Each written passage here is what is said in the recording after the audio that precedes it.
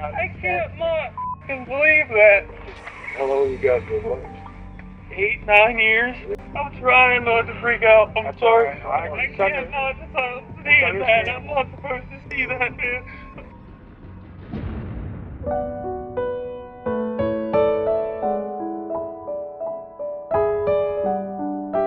嗨，大家好嗎？歡迎收聽黑天鵝。今天要給大家講的這起案件，乍看之下似乎很簡單，但仔細思量起來卻無比的噁心。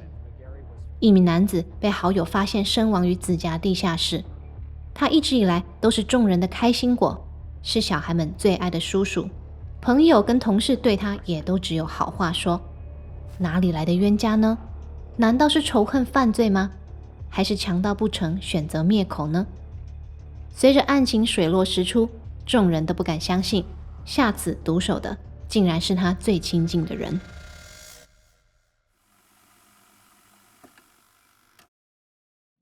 案件發生的地點為美國俄亥俄州東邊的貝萊爾村。這個小村莊緊鄰俄亥俄河，與西維吉尼亞州相望，礦產豐富，風景優美。電影《沉默的羔羊》與《剎不住》都曾到此取景。案發當年，該地只有4000多個居民，民風相對保守。此案的受害者無懼眾人的眼光，選擇公開出櫃。即使生活中曾遇到困難，他仍然用善良風趣的性格收服了不看好的聲音。然而2017年的5月，他遭人狠心謀害。披着羊皮的兇手身份曝光後，更是令人吃驚。他誇張的言行不僅讓警探搖頭，連審理此案的法官也罕見的動怒。那麼究竟是誰非要置人於死地？他與受害者之間又有什麼糾葛呢？讓我們從2017年的5月7號說起。2017年5月7號禮拜天，43歲的煤礦工人 Brad McGarry 與親友們一同午餐。因為前一天晚上是表親的婚禮，家族的老老少少難得齊聚一堂，一群人正圍着桌子更新彼此的近況。Brad 滿面春風地說，等會兒要先走，因為晚一點男友要來家裡找他。他邊講邊附上一個淘氣的眨眼，親友們就了了，也沒硬留他。但沒人想得到，這竟然成為他們最後一次的對話。當天傍晚約6點，Brad 的好友 David Kinney 帶着老婆跟女兒到了 Brad 的住處，準備歸還先前借用的除草機。但一家人在門口無論怎麼按門鈴和打電話都沒人應。於是 David 叫女兒去敲敲後門，搞不好 Brad 伯伯在廚房裡忙，沒聽見他們到了。女兒馬上照辦，她想跟伯伯家的狗狗玩，已經想了好幾天。她繞到後門去，果然發現門沒鎖。David 見狀便跟着女兒進了屋。他們在廚房裡沒看到 Brad， 倒是看到整個家跟被抄了一樣。客廳房間全部亂七八糟，看起來像被翻箱倒櫃了一番。David 趕緊叫上老婆幫忙找人。沒過多久，他們便在屋子裡的地下室發現了駭人的一幕。Brad 面朝下倒在血泊裡，看起來已經沒有了生命體徵。David 的老婆驚慌失措地撥打911報案。Belmont County 911, where is your emergency? Hi, Melissa, stay there. Where are you at? Wagner? Is he breathing? Oh my God. My husband is dead. Okay, is that your husband? My husband's freaking out, yes. His Okay. best friend. My daughter. Elizabeth, God, shine. Ma'am. She's on the floor. There's blood everywhere.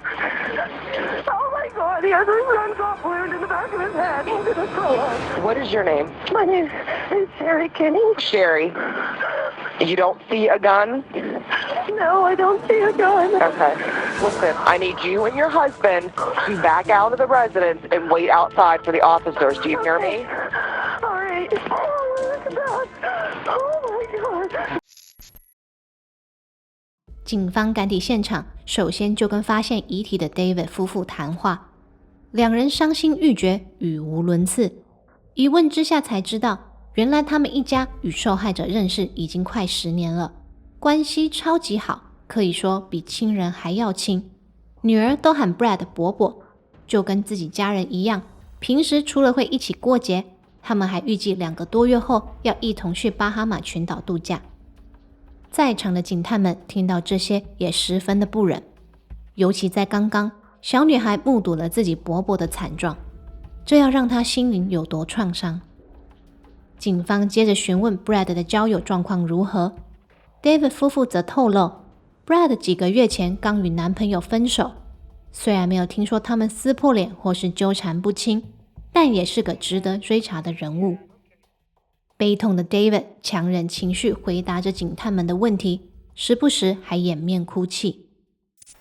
My kids call him Uncle. He's supposed to go to the Bahamas with us in August. We've done family vacations and everything. We do holidays together. Yeah, he's one of my best friends. I'm trying not to freak out. I'm sorry.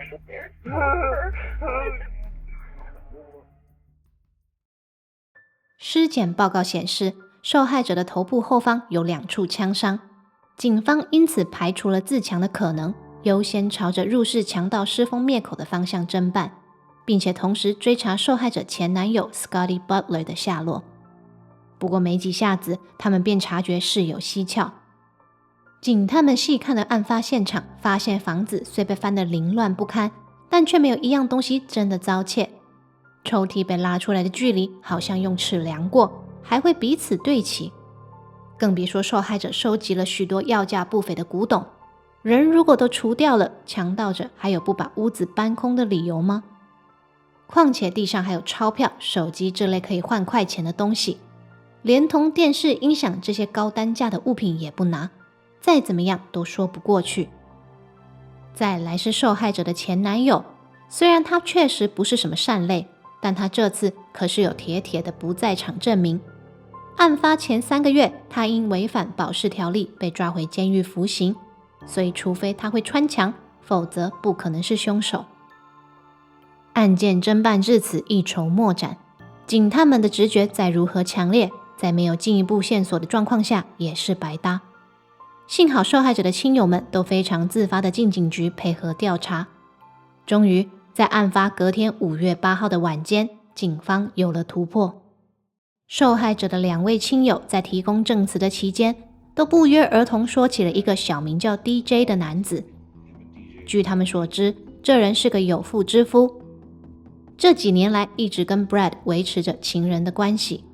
他們將這段地下情嚴嚴實實的保密，因此對方的老婆並不知情，只有 Brad 會3不5時向他們訴苦，說這些年來對方嚷嚷着放不下家庭，卻還一直來找他溫存。他覺得自己被利用了。5月7號那天中午，他提早離開家族聚會，也是要跟這個 DJ 見面，怎麼知道人就這樣沒了？而當警探問起他們知不知道 DJ 的本名叫什麼，他們的回答讓所有人都倒抽了一口氣。I also know that he was married. They've been married. Who told you that? Brad did. Brad told you? Yeah. She, being the wife, didn't know all this time. They've been doing this for years. I guess they call him DJ or David Kenny. Really? Yes. It's the only guy. I knew that. Because it's the only guy he's ever told me about. It's the guy. That's him. The guy. That's him. David Kenny， 這個跟受害者親如家人的好友，這個第一時間出現在命案現場的人，多年來竟然都瞞着老婆小孩，跟受害者維持着超友誼的關係。這個驚人的線索讓他一瞬間從此案的證人變成了頭號嫌疑犯。警方知道無論如何，他們得趕緊找本人問個清楚。案發第2天5月9號 ，David 到了警局應訊。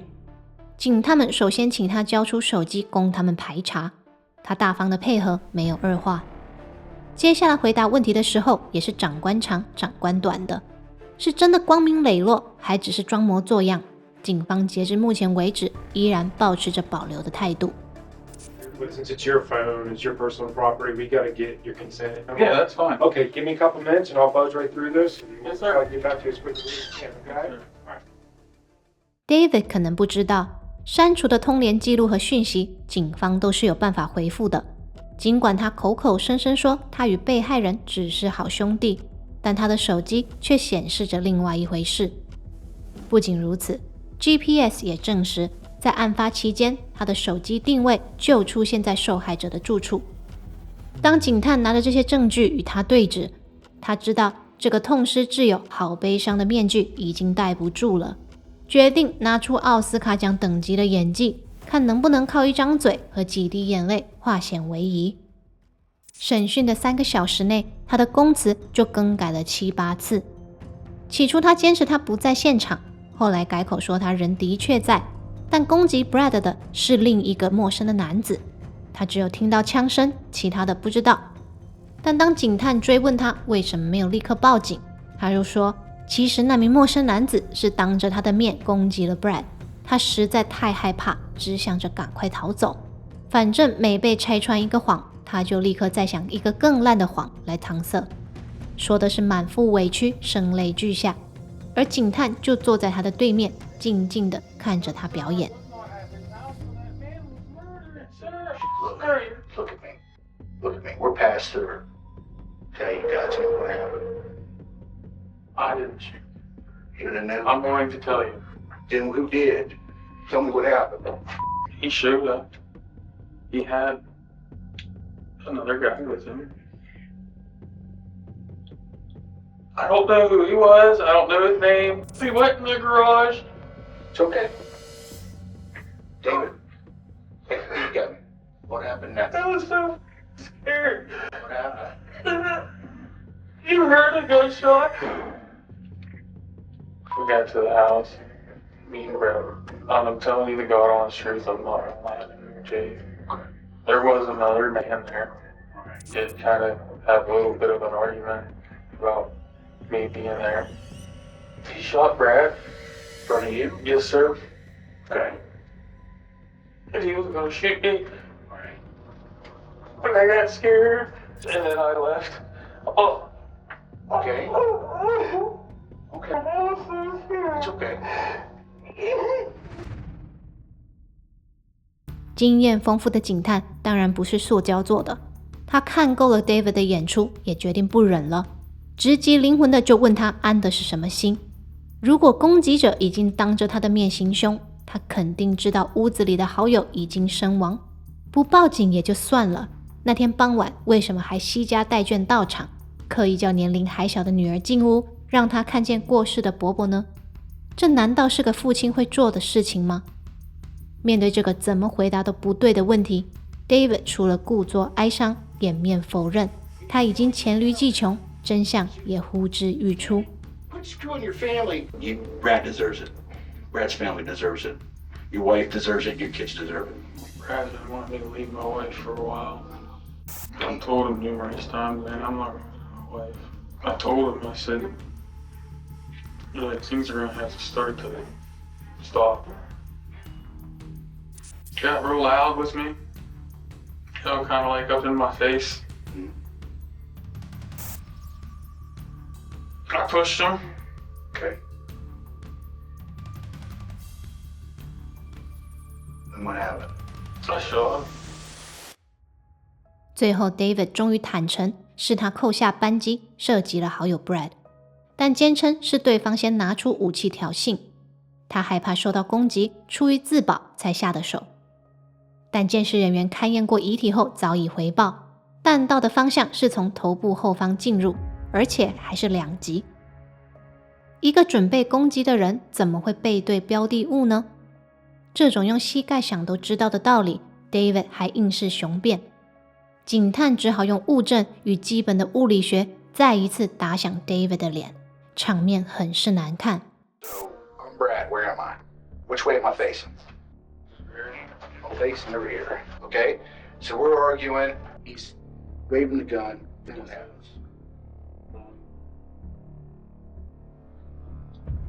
Do I fall down? No, sir. I stumble? Kind of stumbled. Okay. Then what? He come at me. Come at you. Show me where. Show me where you shot me. Show me where. In the top of the head right there. Top of the head? Yes, sir. Okay, here's my problem.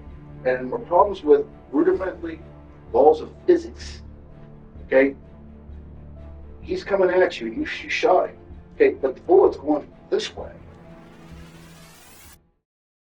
2017年5月9號晚間，警方正式逮捕30歲的 David Kinney， 並將他以謀殺罪起訴。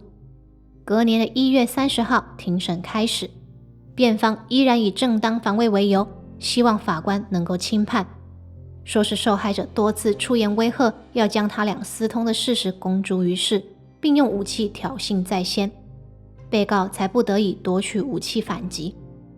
檢方也不多廢話，立即用監視器畫面和鑑識結果反駁。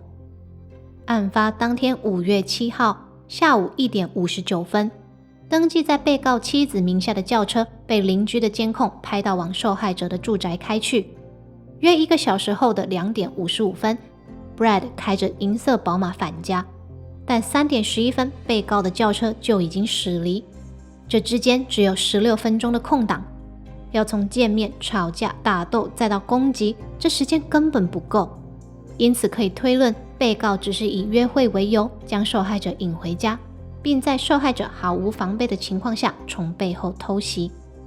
彈藥的軌跡更顯示，第一擊為受害者直立時由後方擊中，第二擊則是受害者已經倒地後才補上，可見被告要絕人命的意志非常堅決。鄰居的監控於下午6點再次拍到被告駕駛自己的卡車載着妻兒來歸還除草機。他明知道受害者已故，還演了一出8點檔大戲，而且為了掩蓋自己的罪行，不惜讓年幼的孩子目擊命案現場。這人屬性狼狽，喪盡天良。控辯雙方的說辭誰比較可信，在庭審的第8天就有了結果。陪審團宣判David Kinney 謀殺罪罪名成立。2018年2月14號，在公布量刑之前，法官給 David Kinney 一點時間表達他的想法。而這次他也沒讓人失望，當庭表演了一段名為“我很抱歉”的饒舌。I'd like to apologize to the Gary family for all the hurt and pain that I put you through, and I meant for any of this to happen, or I wish I could take it all back. I know all the apologies in the world will never bring him back.But I want you to know I truly am sorry for it all. 別擔心，法官跟我們一樣氣。他表示，他絕對不允許讓這麼惡毒的人再踏回社會一步，憤怒地判處 David Kinney 無期徒刑，終身不得假釋。接着要求檢調單位扣押犯人名下的資產，用以償還法律訴訟的開銷，不得浪費納稅人的一元一角。多虧了警方優秀的辦案技巧和效率，此案才能在短短的2天就得到偵破。看到正義被伸張，心裡的確很是暢快，至少司法還給受害者和他們的家屬一個公道。但下一秒，我想到兇手的妻小，他們瞬間得要面對婚姻破碎、背叛、伴侶性取向改變、失去丈夫又失去父親角色的痛，這樣的處境也不是常人可以想象的。此案兇手為了滿足私慾，將身邊所有人的幸福都賠上了，而他寧願下殺手，也不願意出櫃，到底是怕失去家庭，還是怕丟臉？這個恐怕也只有他自己清楚。今天的節目到這邊就結束了，如果你有什麼想法，也歡迎在頻道的下方留言，跟大家一起討論。我們下期節目見，拜拜。